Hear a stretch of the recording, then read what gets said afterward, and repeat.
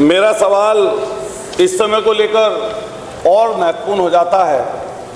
मैं धन्यवाद करूंगा कि आपने इतने महत्वपूर्ण विषय पर आज मुझे बोलने का, सवाल पूछने का अवसर दिया है।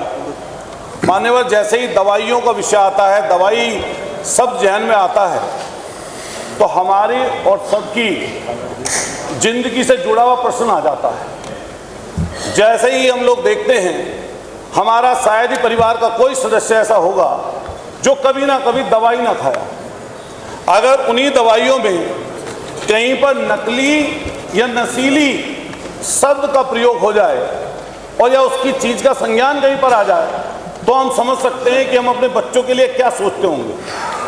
अभी कुछ दिन पहले जो महत्वपूर्ण विषय इस समय पर चल रहा है, सिरप का, हमारे बराबर के प्रदेश मध्य प्रदेश, हमारे बराबर के प्रदेश राजस्थान, वहाँ से एक जहरीले सिरप जिसमें किसी साल्ट की मात्रा ज़्यादा हो जाने के कारण या किसी भी अन्य बात के हो जाने के कारण वहाँ पर बच्चों की मृत्यु हुई, लेकिन उसका असर हमारे यहाँ पर भी पड़ा। मैंने देखा सरकार की तरफ से कई बयान मिले और उन बयानों में यह कहा गया कि इसकी गहनता से जांच होनी चाहिए और किसी भी तरीके से कोई नकली दवाई या नकली सिरप का इस्तेमाल ना हो। लेकिन मान्यवर, मैंने नज़दीक से इस चीज़ को देखा। अभी जो सिरप का विषय है, इससे पूरा का पूरा जनमानस प्रभावित है। और मान्यवर, इसको अगर हम नज़दीकी से देखें तो इसमें कहीं ना कहीं ऐसे बड़े लोग इन्वॉल्व हैं, वो इतने बड़े लोग इन्वॉल्व हैं कि उन तक कई बार हाथ नहीं पहुँचते। अभी मैं जब देखता हूँ, 1.5 साल पहले इसी उत्तर प्रदेश के इसी राजधानी में सुशांत गोल्ड सिटी में एक बड़ा जखीरा इसी कोडिंग सिरप का पकड़ा गया था और आनन फानन में वो जांच उस समय सरकार ने एसटीएफ को सौंप दी। लेकिन जैसे ही एसटीएफ को सौंपी, 18 महीने बीत गए, पता नहीं क्या पर्चे कटे या नहीं कटे, कुछ जांच आगे बढ़ी या नहीं बढ़ी, किसी को कुछ पता नहीं चला। लेकिन भला हो अधिकारियों की आपस की लड़ाई का, गाजियाबाद में फिर एक ट्रक पकड़ा जाता है और जो गाजियाबाद में ट्रक पकड़ा जाता है उसमें जो लोग होते हैं संलिप्त, उनकी जेबों से एसटीएफ के नोटिस भी प्राप्त होते हैं। लेकिन फिर आनंद फानन में 15-20 लोगों का अलग अलग जगहों पर उनके नाम से एफआईआर दर्ज होती है।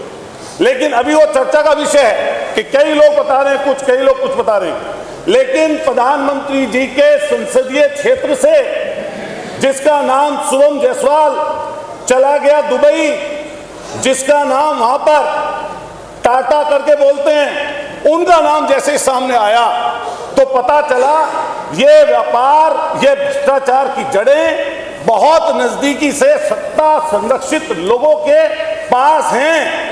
और ऐसी समस्या और अच्छा हुआ आपने पूछ लिया, नियम 56 वाला भी इसी में पूरा कर दूंगा 5 मिनट। मान्यवर, मैं आपसे कहना चाहता हूँ, वो जाते थे आप लोग, मैं आपसे मान्यवर मैं कहना चाहता हूँ, ये बहुत ही गंभीर विषय है और मैं इसलिए ये वाली बात बोल रहा हूँ कि नजदीकी से 128 मुकदमे दर्ज किए गए, लेकिन इतनी मामूली धाराओं में मुकदमे दर्ज किए गए कि सहारनपुर, गाजियाबाद, आगरा, प्रयागराज, आपके बनारस, इतनी मामूली धाराओं में किए गए कि 200 करोड़ की जिसके ऊपर ईडी का छापा डला, 200 करोड़ की जिसकी संपत्ति अटैच की गई, मान्यवर 200 करोड़ की, उस संपत्ति अटैच करने वाले व्यक्ति को जमानत मिल गई, जिसका नाम विभोर राणा और आपके दूसरे का नाम विशाल सिंह है। मान्यवर, मैं पूछना चाहता हूं सरकार से कि बराबर के प्रदेश में एनडीपीएस के तहत ऐसे माफियाओं के खिलाफ 10-10 साल की सजा का प्रावधान कराकर एनडीपीएस में बंद किया गया है।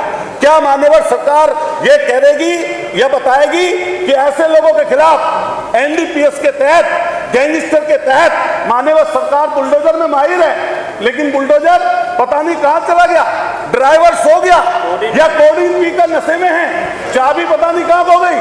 हजारों करोड़ का जिसने महल बना रखा है उसके घर पर, उस सिपाही के घर पर नहीं पहुंची। 5 मिनट हो गए। मैं दूसरा सवाल पूछा मान्यवर, पूछिए। जो अपराधी आर्थिक और भौतिक रूप लाभ प्राप्त कर रहे हैं, इससे सामाजिक अपराध कर रहे हैं, क्या उनके ऊपर सरकार जब्ती का काम करेगी। एक और चीज मान्यवर, कफ सिरप इंजेक्शन सहित 205 दवाइयां सरकार की तरफ से जिनके सैंपल फेल हुए, और ये मान्यवर बहुत जरूरी चीज है, जिसमें दिल की दवाइयां, कैंसर की दवाइयां, आपके हाई बीपी की दवाई, शुगर की दवाई। अब उत्तर आया नहीं, 5 मिनट 5.5 मिनट हो गया आपके, 5 मिनट से ज्यादा मैं अवसर नहीं दे सकता। नहीं, सॉरी, संक्रमण की दवाई, आई कांट डू दैट। पेट का सूजन, पेट के कीड़े, अमोनिया, 205 दवाई। आपका कोई प्रश्न हो तो कर लीजिए, भाषण हो तो खत्म कर लीजिए। जिनके सैंपल फेल होते हैं, अतुल प्रधान जी कोई प्रश्न हो तो कर लीजिए, भाषण हो तो नहीं। 6 मिनट में 5 मिनट से ज्यादा नहीं दे सकता, नहीं दे सकता मैं। आप पूछिए ना अपने टाइम पर, बताएगी क्या सबको अवसर मिल रहा है। ये आपकी प्रयोगशालाओं में जो आगरा में दवाई पकड़ी गई, मेरठ में दवाई पकड़ी गई, उनके सैंपल जब पोतते हैं प्रयोगशाला में, सैंपल बदलवाकर वो माफिया, चलिए इनका माइक बंद कर दिया, बदलवाकर माफिया वो बरी हो जाता। चलिए मंत्री जी जवाब, कौन देगा जवाब? आयुष मंत्री जी, हो गया उत्तर आ जाने, उत्तर आ जाने दीजिए।